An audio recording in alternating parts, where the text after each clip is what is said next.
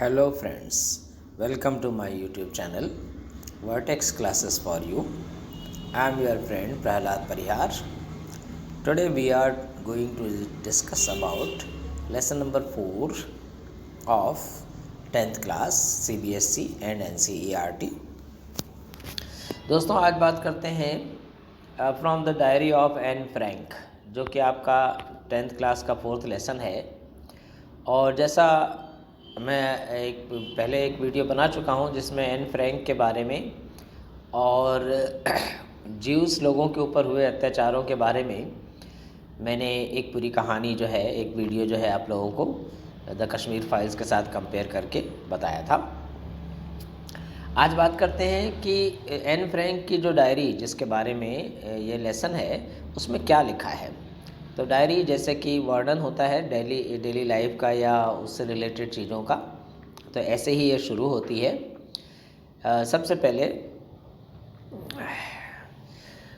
उन्हीं के शब्दों में अपन शुरू करते हैं। शुरू में वे कहती है कि डायरी लिखना बड़ा अजीब अनुभव है, क्योंकि मुझे लगता है कि बाद में ना तो मैं खुद ना ही कोई और एक 13 साल की लड़की के विचारों को उसके म्यूजिंग्स को बोलते हैं उसको पढ़ना पसंद करेगा, परंतु मुझे डायरी लिखना है क्योंकि मेरे हृदय में बहुत सी ऐसी बातें हैं जिनको बाहर निकालने की सख्त ज़रूरत है।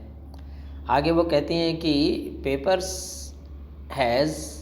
Has more patience than people, यानी कागज़ में लोगों से ज़्यादा धैर्य होता है। यानी डायरी में जो चाहो लिख सकते हैं, वह किसी और को नहीं जाकर बताएगी। तो जब तक मुझे कोई सच्चा मित्र नहीं मिल जाता तब तक मैं डायरी लिखूंगी। वो कहती है कि इसका मतलब ये नहीं है कि वो अकेली है। उसके प्यारे माता पिता, एक 16 साल की बहन और लगभग 30 लोग वहाँ पर हैं, परंतु कोई सच्चा मित्र नहीं है। मेरे मित्र हैं पर हम एक दूसरे के इतने क्लोज़ नहीं हैं। शायद मेरी ही गलती है कि हम एक दूसरे पर ज़्यादा विश्वास नहीं करते। इसलिए मैंने डायरी लिखना शुरू किया है।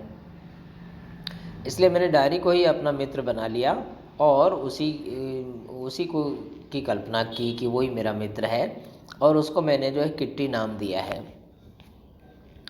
आगे वो लिखती हैं, हालांकि मुझे परिवार के बारे में ज़्यादा बताना पसंद नहीं है, लेकिन पर मैं जो लिखने जा रही हूँ हो सकता है शायद लोग उसके ऊपर विश्वास न करें, तो बगैर जो है परिवार के बारे में बताए शायद लोग समझ ना पाएँ कि मैं क्या बात बोलने जा रही हूँ, क्या कह रही हूँ, इसलिए ये बताना ज़रूरी है।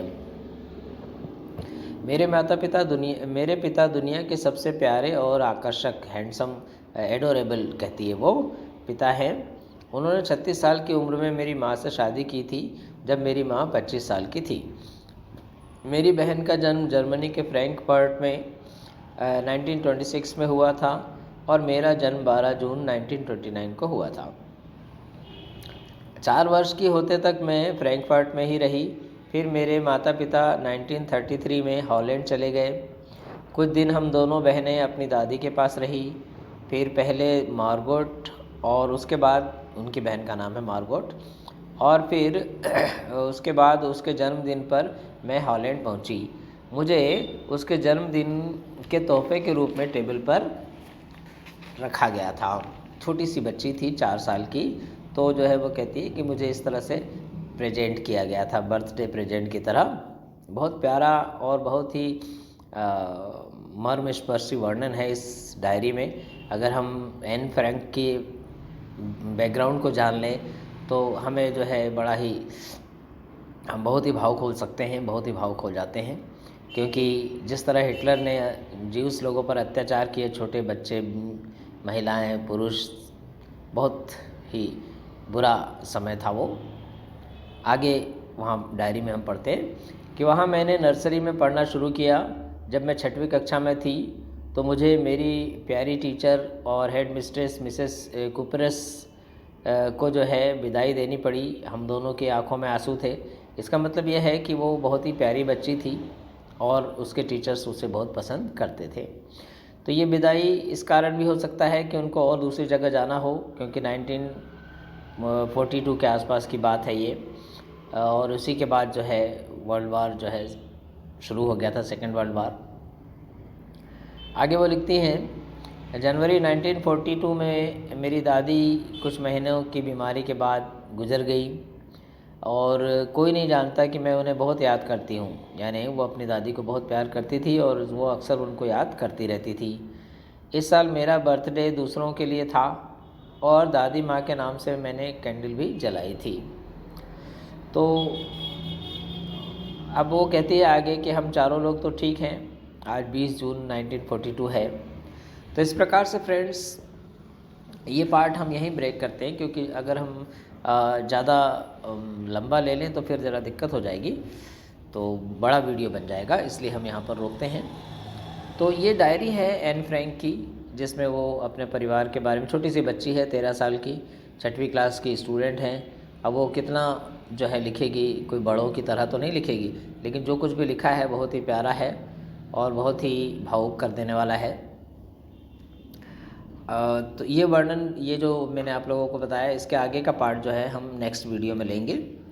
और अब मैं इससे रिलेटेड क्वेश्चन आंसर आप लोगों को बता देता हूँ। तो पहला जो पेज नंबर 51 पर ओरल कॉम्प्रिहेंशन चेक है, उसमें पहला क्वेश्चन है ऊपर साइड में, what makes writing in a diary a strange experience for Anne Frank. यानी किस वजह से एन फ्रैंक को जो है डायरी लिखना बड़ा अजीब सा अनुभव लगता है। तो डायरी लिखना उसको बड़ा अजीब सा अनुभव इसलिए लगता है कि उसको लगता है कि एक 13 साल की बच्ची की बातें, जो उसके मन में विचार हैं, उनको कल को कौन पढ़ेगा। और वो सोचती है कि शायद मैं भी बड़ी हो जाऊंगी तो जो है शायद ना पढ़ूं, मुझे इंटरेस्ट नहीं आएगा शायद पढ़ने में, ऐसा वो सोचती है। इसलिए वो इस डायरी लिखने के अनुभव को बड़ा अजीब बताती है। सेकंड है, why does Anne want to keep a diary. Diary जो है क्यों लिखना चाहती है, या क्यों जो है एन जो है वो डायरी रखना चाहती है। तो इसलिए वो रखना चाहती है क्योंकि उसका कोई सच्चा मित्र नहीं है। फ्रेंड्स, रिलेटिव्स बहुत सारे लोग हैं, लेकिन वो सोचती है कि उसका कोई सच्चा मित्र नहीं है जिसको अपने दिल की बात बता सके, जो कि में भी बड़ी जो है, जिसको बोलना चाहिए बच्चों तरह की बातें हैं, लेकिन वो सोचती है कि मैं हर किसी को बता नहीं सकती, इसलिए वो डायरी में लिखती है।